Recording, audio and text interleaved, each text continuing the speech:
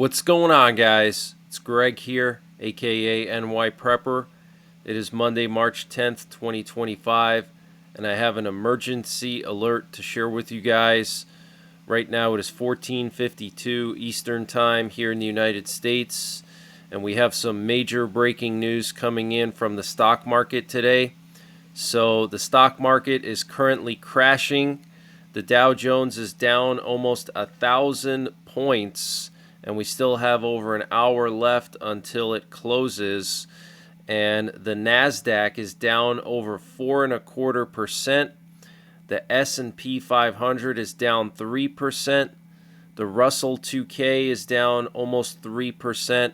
So stocks are crashing this afternoon, and this is all because of Trump's tariffs. Okay, and I want to update you guys on that. We have some very concerning news coming out about these tariffs, but Canada has already threatened to shut off the power to parts of the U.S. if Trump continues the 25% tariffs. Okay, and we know that New York and Minnesota and a lot of the northern states, the northeastern states, and the Great Lakes states bordering Canada are reliant on Canada for electricity. Okay, so people in those states could see their electricity bills skyrocket. We're also hearing that Trump may impose tariffs on Saudi Arabia next month, which would be absolutely crazy. Guys, get prepared. Okay, there's not going to be any miraculous peace or anything like that. Things are going downhill fast. We have all the war fronts around the world continuing to escalate and expand. It looks like Russia and Europe are about to go to war. Okay, so please don't stop preparing. So I'm going to continue to monitor the situation with the stock market, and I'll update you guys accordingly. I might go live later on this evening if necessary. In addition to that, we have U.S. nuclear forces on high alert this afternoon for some reason. We currently have a presidential doomsday plane that just got scrambled up into the air from Offutt Air Base. And we also have 2 nuclear war command and control planes up in the air, the Boeing E-6 Mercuries, which communicate with our submerged nuclear-armed submarines. We also have a B-52 nuclear bomber airborne over the Ozarks, and it just got aerially refueled, which is really unusual. They usually don't aerially refuel a B-52 over the continental United States unless they're on high alert. And we also have some aerial refueler activity in Missouri close to Whiteman Air Force Base, which could indicate that our stealth bombers are airborne. But guys, get prepared. Things are spiraling out of control. There's not going to be any miraculous peace around the world. The economy is crashing. So make sure you have everything you need. Start stockpiling stuff that you don't have now before things get really expensive, okay? And North Korea fired several ballistic missiles into the West Sea last night, and this comes just a couple of days after Kim Jong-un said that he wanted his nuclear forces to be on maximum readiness for deterrence. And they fired several ballistic missiles last night. Now today, South Korea and the U.S. kicked off some naval exercises. And over the weekend, Kim Jong-un posted some pictures of himself inspecting this giant nuclear-powered submarine. Okay, and 2 weeks ago, they tested a strategic cruise missile. Okay, so North Korea is rapidly advancing their nuclear capabilities, and the Iranian foreign minister said yesterday that Tehran is ready for war with America, and the Iranians rejected any kind of sanctions or pressure from the U.S. to get them to sign a nuclear deal. And a Russian A-50 AWACS plane took off into the air for the first time in a long time today, which may indicate Russia is preparing for a massive attack on Ukraine. And the last time that this A-50 AWACS took off into the air in Russia was on September the 8th, 2024. Russia only has a few of these planes, and they're worth hundreds of millions of dollars.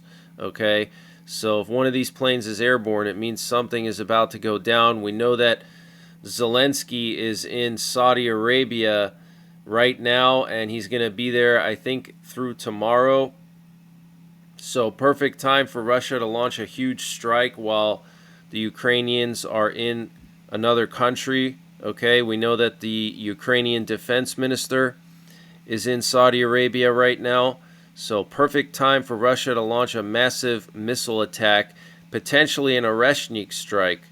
Okay, and Marco Rubio, the Secretary of State of the U.S., said today that if the results of the meeting in Saudi Arabia please the U.S., military aid to Ukraine might resume. And Zelensky apparently apologized to Trump for the incident in the Oval Office by sending a letter, and this was stated by Steve Witkoff on Fox News today.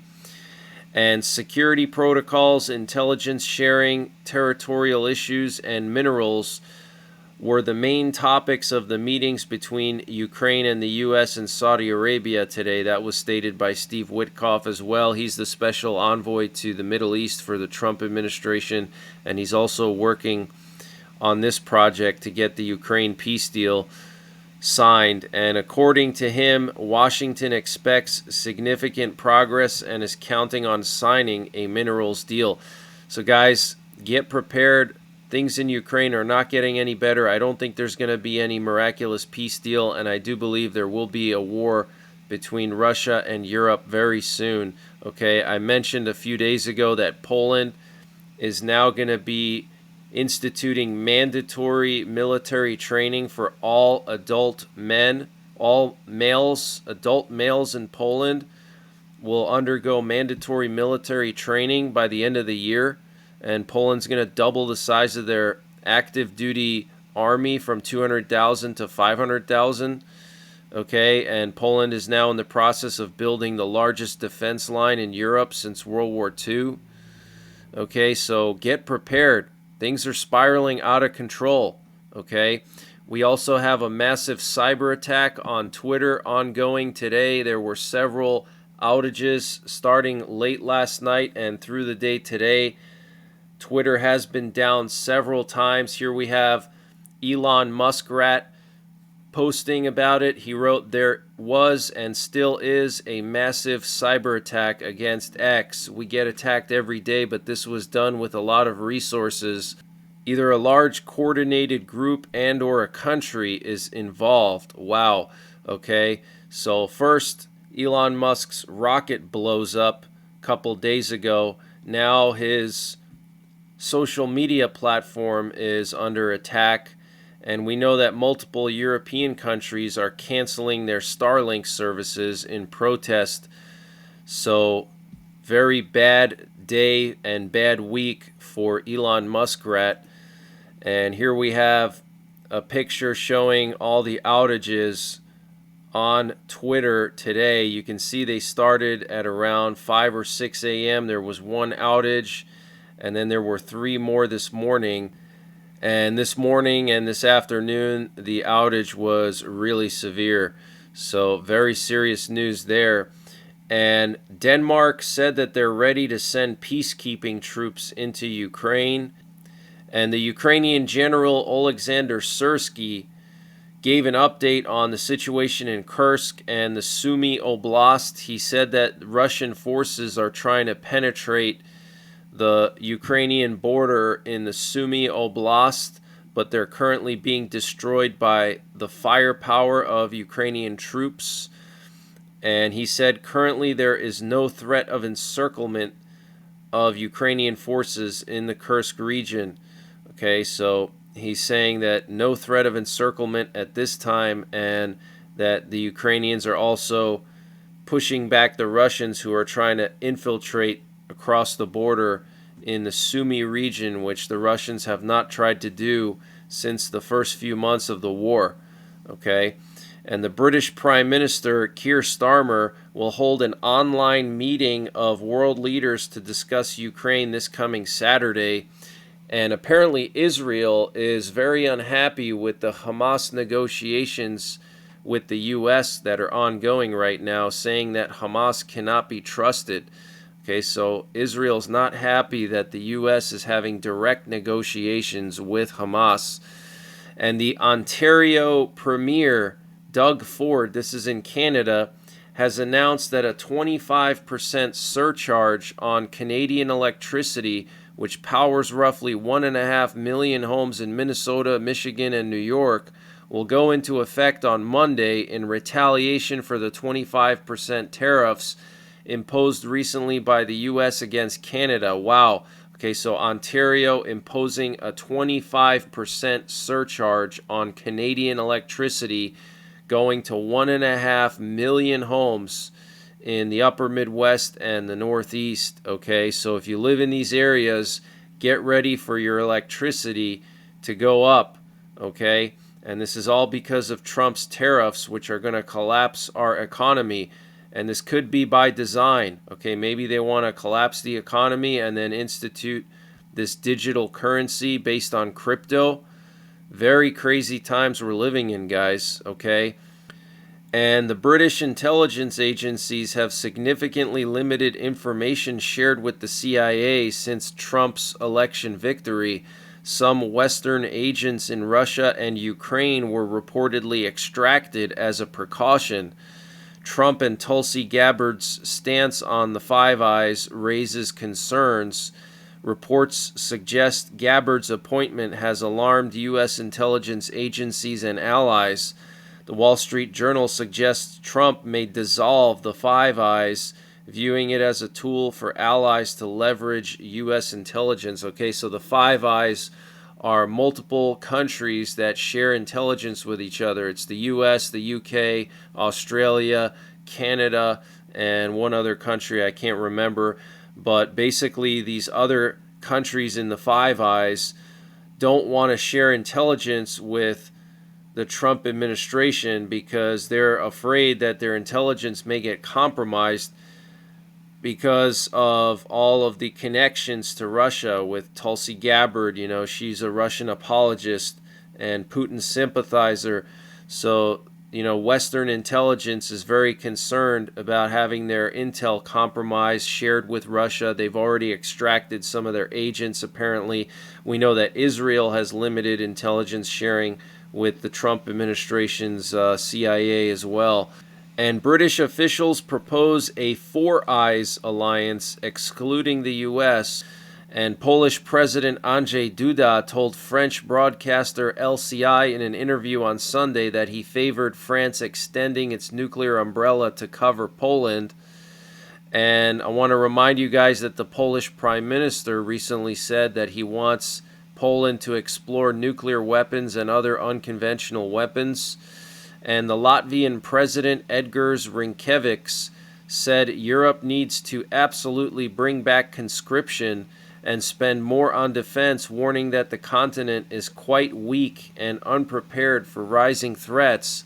Latvia has already reintroduced mandatory military service for men and ramped up defense spending to 4% of GDP, one of the highest in NATO.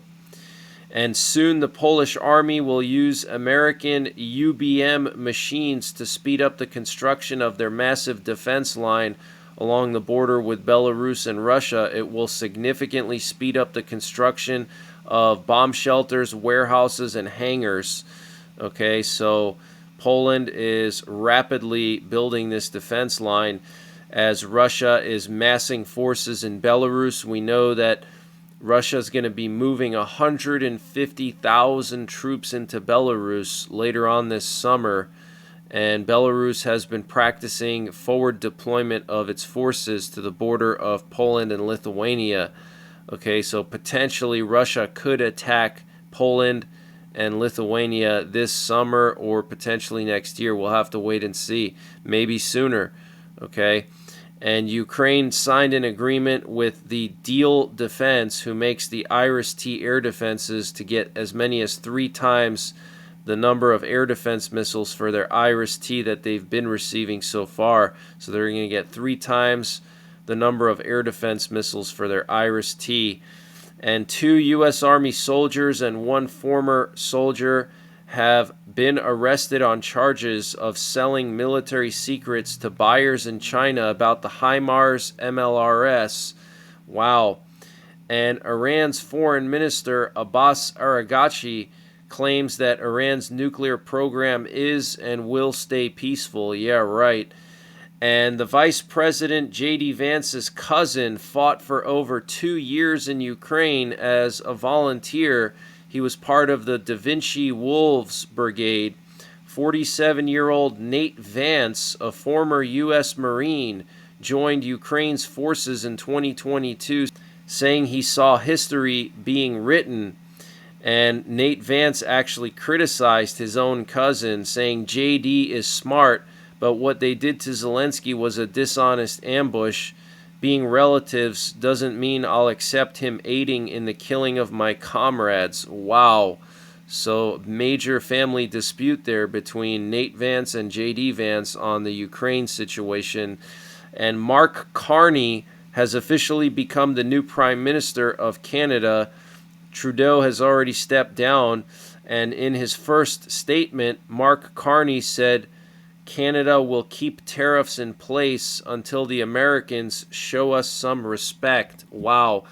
Okay, so guys, this tariff war is going to continue. There's no end in sight, and Trump is going to add more tariffs on Europe and Saudi Arabia. Guys, the stock market is going to crash even more. Okay, so make sure you have a plan for your savings. If you have a 401k or if you invest money in the stock market, my advice to you would be to take your money out of the stock market now. Okay, these tariffs are going to collapse our economy if they're held in place. Okay, and we had major reconnaissance in Eastern Europe last night. Here we have a British recon plane that flew all the way up to northern Finland and was keeping an eye on the Russian northern fleet. This is where Russia has 2/3 of their nuclear-armed submarines. And then also it patrolled the border of Finland and Russia here. And then we also had a lot of reconnaissance in Poland and the Baltics last night. We had a U.S. reconnaissance plane patrolling northern and eastern Poland. Interestingly, we had a Russian Air Force plane depart from Kaliningrad and go back to mainland Russia. We had a Polish recon plane in northern Poland, and then we had a private recon plane in the Baltics. Interestingly, the U.S. recon plane stayed in Poland and did not travel to the Baltics, which is in line with what the Trump administration said, that they were no longer going to be supporting European countries that don't meet defense spending targets. And Poland so far is the only country in Europe that has reached the 5% level of GDP that the U.S. was calling for. And wow, the stocks are down 1,100 points now. So guys, I'm going to be monitoring the situation. I will go live accordingly. Check out my app. It's free to download in the Google Play Store. It allows me to send updates directly to your phone.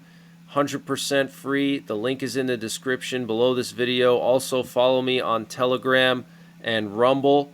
I'm also on Twitter or X as well. I'm going to be posting more to Rumble now, but follow me over there. I post all my updates over there, and also check out my app. If you download the app, you'll never miss an update. And until the next time, take care, God bless, and don't forget the 3 Ps: prepare, practice, and persevere. And this update was sponsored by NYPrepper Supply. Guys, NYPrepper Supply is doing a massive sale on their 3-month emergency food supply. And to get the deal, you got to go to preparewithnyprepper.com, and the link is in the description below this video. They're selling their 3-month emergency food supply for just $600, so that's $100 off the normal price. And this is 3 months of food at 2,000 calories per day, has a shelf life of up to 25 years, and all of this is packed into 6 rugged water-resistant buckets, and free shipping is included. And they're also offering a disaster replacement warranty, so if your food supply gets destroyed by a natural disaster, they'll replace it for you with no charge. And they also will provide you with free survival books and information, including a natural disaster field guide, a survival Bible digital copy. So use the link preparewithnyprepper.com to get $100 off the NYPrepper Supply 3-month emergency food supply, and the link is in the description below this video.